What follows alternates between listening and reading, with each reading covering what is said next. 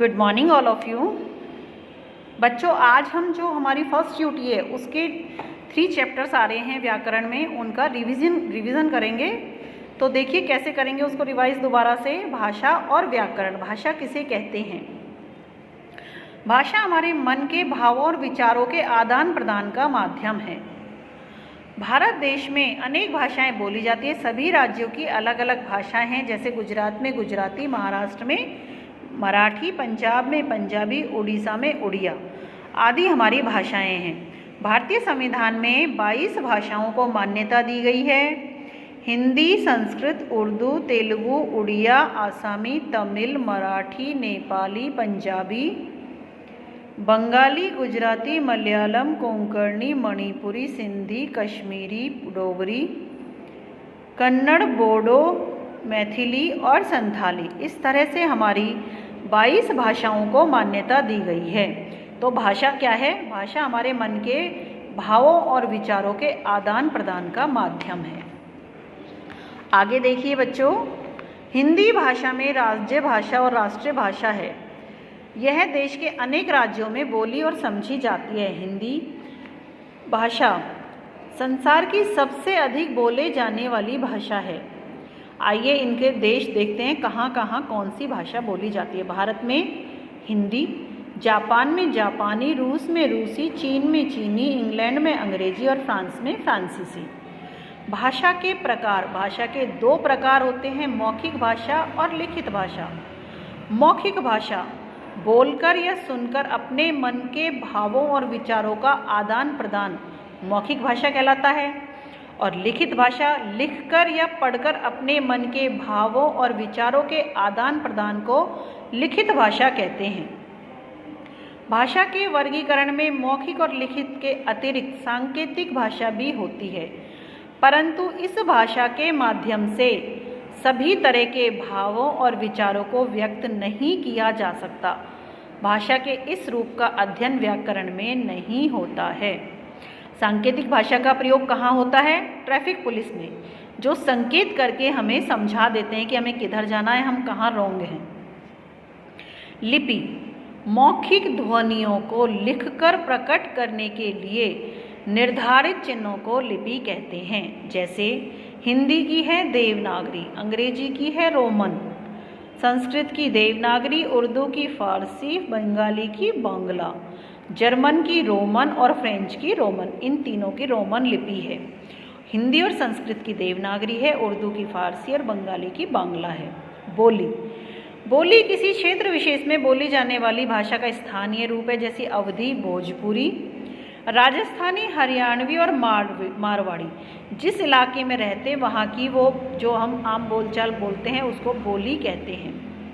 अब देखिए बच्चों, व्याकरण। व्याकरण हमें किसी भी भाषा को सीखने के लिए प्रारंभिक कौशल भाषा को सुनना और उसका शुद्ध उच्चारण तथा उसके बाद शुद्ध पढ़ने और लिखने के नियमों की जानकारी देता है। भाषा के शुद्ध रूप से पढ़ने और लिखने के और नियमों की जानकारी देता है व्याकरण। हम बाजार जा रहा हूँ तो अशुद्ध शब्द है मैं बाजार जा रहा हूँ। इस तरह से ये हमें शुद्धता का ज्ञान कराती है। व्याकरण हमें भाषा के शुद्ध उच्चारण और लिखने के नियमों की जानकारी देता है। व्याकरण के भेद। व्याकरण के मुख्यतः 4 भेद होते हैं, वर्ण विचार, वाक्य विचार, शब्द विचार और पद विचार। अब देखिए बच्चों, हमने पूरे चैप्टर में क्या पढ़ा, क्या आपको समझ में आया? भाषा विचार और भावों के आदान प्रदान का माध्यम है। भारतीय संविधान में 22 भाषाओं को मान्यता दी गई है। हिंदी भाषा देश की राज्य भाषा और राष्ट्रीय भाषा है। भाषा के मुख्यतः 2 रूप होते हैं, मौखिक और लिखित। व्याकरण में सांकेतिक भाषा का अध्ययन नहीं किया जाता है। बोली किसी क्षेत्र विशेष में बोली जाने वाली भाषा है। व्याकरण हमें भाषा के नियमों की जानकारी देता है। ये हमारे पूरे चैप्टर की समरी है। विचारों के आदान प्रदान का माध्यम भाषा है। भारत देश की राज्य भाषा कौन सी है? हिंदी। भारतीय संविधान में कितनी भाषाओं को मान्यता दी गई है? 22 को। भाषा का स्थानीय रूप क्या है? बोली। व्याकरण के भेद हैं 4। विचारों के आदान प्रदान का माध्यम भाषा है। बोलना और सुनना मौखिक है। डैश भाषा का अध्ययन व्याकरण में नहीं होता, सांकेतिक का। डैश में लिखित भाषा का प्रयोग होता है पुस्तक में। शुद्ध बोलना और लिखना कौन सिखाता है? व्याकरण। टिक द करेक्ट आंसर, भाषा के 2 रूप हैं, बिल्कुल सही है। हिंदी की लिपि रोमन है, रॉन्ग है ये। व्याकरण भाषा के नियमों की जानकारी देता है, बिल्कुल सही। रेडियो पर क्रिकेट मैच का हाल सुनाना भाषा का मौखिक रूप है, बिल्कुल सही। व्याकरण की अशुद्धियाँ ठीक कीजिए, अध्यापिका हमको पढ़ा रही है, अध्यापिका हमें पढ़ा रही है, हमें आ जाएगा यहाँ। वह लड़की आज खेलने नहीं आया, वह लड़की, वह लड़का आ जाएगा यहाँ, इसको चेंज कर देंगे हम। हमारा विद्यालय में कल बहुत अच्छा कार्यक्रम था, तो हमारे विद्यालय में कल बहुत अच्छा कार्यक्रम था। यह कलम कौन की है, यह कलम किसकी है। ठीक है बच्चों, तो ये हमारे फर्स्ट चैप्टर हो गया है। अब हम करेंगे सेकंड चैप्टर, वर्ण विचार। वर्ण किसे कहते हैं? बातचीत के दौरान हमारे मुख से ध्वनियाँ निकलती हैं, ध्वनि, व्याकरण में ध्वनि को ही वर्ण कहते हैं। वर्ण भाषा की सबसे छोटी इकाई होती है जिसके और टुकड़े नहीं किए जा सकते। यह मेरी पुस्तक है, यह वाक्य, इस वाक्य में 4 शब्द पद हैं, यह और मेरी पुस्तक है। इनको वर्ण विच्छेद करेंगे, यह के 2 टुकड़े करेंगे, व्यंजन और स्वर को अलग निकाल देंगे। ये में हलंत लगा देंगे तो आधा हो जाएगा और स्वर अलग हो जाएगा। है में हलंत लगा दी और स्वर अलग हो गया। इस तरह से हमारे ये सारे जो शब्द हैं इनका वर्ण विच्छेद करेंगे हम। वर्ण भाषा की सबसे छोटी इकाई है जिसके और टुकड़े नहीं किए जा सकते, उसे वर्ण कहते हैं। स्वर, स्वर हमारे 11 होते हैं, ए आ ई उ री, ए आई ओ औ, इस तरह से 11 होते हैं। अयोग, वह, अंग और अह। व्यंजन, व्यंजन हमारे 33 होते हैं। स्पर्श व्यंजन 25 होते हैं, कैसे, मैं तक। अंतस्थ व्यंजन येरे लवे। ऊष्म व्यंजन श है। अन्य है ड और ढ, और संयुक्त व्यंजन है श त्र ग और श्र। वर्ण के भेद, वर्ण के 2 भेद होते हैं, स्वर और व्यंजन। स्वर, जैसा कि अभी हमने आपको बताया था, वे ध्वनियाँ जिनके उच्चारण में हवा मुख से बिना किसी रुकावट के बाहर निकलती है उन्हें स्वर कहते हैं। देखो स्वर की परिभाषा, वे ध्वनियाँ जिनके उच्चारण में हवा मुख से बिना किसी रुकावट के बाहर निकल जाती है वो स्वर कहलाते हैं, यानी कि ये 11 होते हैं। स्वर के भेद, स्वर को 3 भागों में बांटा गया है, ह्रस्व स्वर, दीर्घ स्वर और प्लुत स्वर। ह्रस्व स्वर, इन स्वरों के उच्चारण में बहुत कम समय लगता है, जैसे ए ई उ री। दीर्घ स्वर यानी कि इनसे डबल समय लगता है। इन स्वरों के उच्चारण में हर स्वर से तुलना में दुगना समय लगता है। ये संख्या में 7 होते हैं, आ, ई, उ, ए, ऐ, ओ, औ। और प्लुत स्वर, इन स्वरों के उच्चारण में दीर्घ स्वर से अधिक और हर्ष स्वर से 3 गुना अधिक समय लगता है। ओम, अरे, हरिओम, इस तरह से इनमें ट्रिपल टाइम लगता है उनसे, हर्ष स्वर से। स्वरों की मात्राएं, ये स्वरों की मात्राएं है कि ए में कोई मात्रा नहीं होती, आ में ये होती है, ई में ये होती है, ऊ में ये होती है। अब देखिए बच्चों, अनुस्वार। अनुस्वार क्या होते हैं? वे स्वर जिनका उच्चारण करते समय हवा सिर्फ नाक से बाहर निकलती है उन्हें अनुस्वार कहते हैं। इसका चिन्ह क्या होता है? एक बिंदी, जैसे कै के ऊपर बिंदी लगी हुई है तो कंठ, से के ऊपर बिंदी लगी हुई है संत, इस तरह से। और ये होते हैं अनुनासिक। ये देखो अनुस्वार से ही यहाँ शब्द बना रखे। कै वर्ग में कै खे गे घेंगे, शंख, छे छे जे छे ने, चंचल, टेठे डेढ़े ने, ठंडक या ठंड। तय वर्ग में तै थे दे धे ने, चंदन। पै वर्ग में पै फे वे भे में, कंपन। इस तरह से ये अनुस्वार से शब्द बनाए। अनुनासिक, अनुनासिक में चंद्र बिंदु लगेगी। वे स्वर जिनका उच्चारण करते समय हवा मुख और नाक दोनों से निकलती है उन्हें अनुनासिक शब्द कहते हैं। जैसे इनमें चंद्र बिंदु लगती है, आँख, नाक, ऊँट। विसर्ग, विसर्ग यानी पीछे 2 बिंदियाँ लगी होती है। स्वर के बाद लगने वाला बिंदु इस तरह का विसर्ग होता है। इसका उच्चारण है के तरह किया जाता है, जैसे प्रातः, पुनः, अतः। व्यंजन, जिन वर्णों का उच्चारण स्वरों की सहायता से किया जाता है उन्हें व्यंजन कहते हैं। व्यंजन के 3 भेद होते हैं, स्पर्श व्यंजन, अंतस्थ व्यंजन और ऊष्म व्यंजन। ये देखिए स्पर्श व्यंजन कैसे लेकर मैं तक होते हैं। कै वर्ग, च वर्ग, टे वर्ग, ते वर्ग, पै वर्ग, कचट तप, कै का कंठ, तै का तालु, ये च वर्ग का तालु, टे वर्ग का मूर्धा, ते वर्ग का दंत और पै वर्ग का ओष्ठ। इस तरह से जैसा कि मैंने आपको पिछले वीडियो में भी बताया था, उसको भी आप देख सकते हो और इसको भी, आपको और अच्छे से समझ में आ जाएगा। अब देखिए बच्चों, अंतस्थ व्यंजन ये 4 होते हैं, ये, रे, ले, वे। आप अपनी बुक में इसको और अच्छे से पढ़ोगे। ऊष्म व्यंजन भी 4 होते हैं, श, श, से, है। संयुक्त व्यंजन भी 4 होते हैं, श, त्रय, ज्ञ और श्रय। ये आप अपनी नोटबुक में देखोगे कि इनका किस तरह से विच्छेद किया गया है। आधा क और श, छ का, ज्ञ का देखिए ज और ञ, तय का, त्रय का आधा तय और रे, और श्रय का आधा श और रे। द्वित व्यंजन यानी कि 2 समान व्यंजन एक साथ आ जाएं, जैसे पक्का, पत्ता, बच्चा और चम्मच। तो इस तरह से बच्चों ये हमारा यहाँ तक हो गया। अब देखिए वर्ण विच्छेद, रोहित, रे, जो अभी मैंने आपको बताया था, जैसा कि व्यंजन और स्वर को अलग करते हैं, व्यंजन को आधा कर देते हैं, स्वर को उससे अलग निकाल देते हैं। रे प्लस ओ, है प्लस ई, तय प्लस ए, इस तरह से रोहित। ये आप अपनी नोटबुक में करेंगे, अच्छे से समझ लोगे और वीडियो में भी देखोगे और बुक में भी पढ़ोगे, तभी आपको और अच्छे से समझ में आ जाएगा। अब देखिए हमने अब तक क्या पढ़ा। वर्ण भाषा की सबसे छोटी इकाई है। स्वरों के 3 भेद होते हैं, हर्ष स्वर, दीर्घ स्वर, प्लुत स्वर। वर्ण 2 प्रकार के होते हैं, स्वर और व्यंजन। व्यंजन के 3 भेद होते हैं, स्पर्श व्यंजन, अंतस्थ व्यंजन, ऊष्म व्यंजन। वर्णों के परस्पर मेल को वर्ण संयोग कहते हैं। वर्तनी को अलग अलग करके लिखना वर्ण विच्छेद कहलाता है। हर्ष स्वर कितने होते हैं? 4 होते हैं। ए, आ, ई, ए, ऐ दीर्घ स्वर होते हैं। अयोग वाहा है अंग और ए। उच्चारण के समय हवा मुख और नाक से निकलती है अनुनासिक में।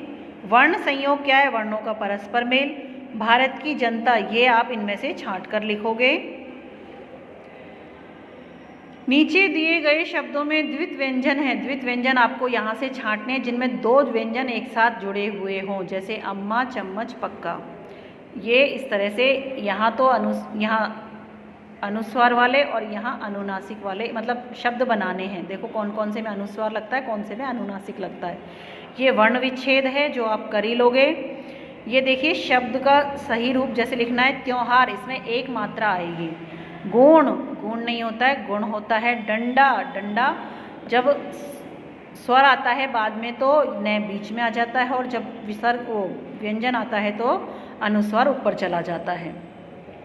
प्रकृति, यहाँ री आएगा। दीवार, बड़ी की मात्रा आएगी, और श्रृंगार में इस तरह से होगा। तो बच्चों ये आपको वर्ण विच्छेद भी समझ में आ गए होंगे। 3rd चैप्टर है हमारा शब्द विचार। शब्द वर्णों के सार्थक मेल से बनते हैं। शब्द का एक निश्चित अर्थ होता है, जैसे बालक, पतंग और हिरण, इनका हमने विच्छेद कर दिया है।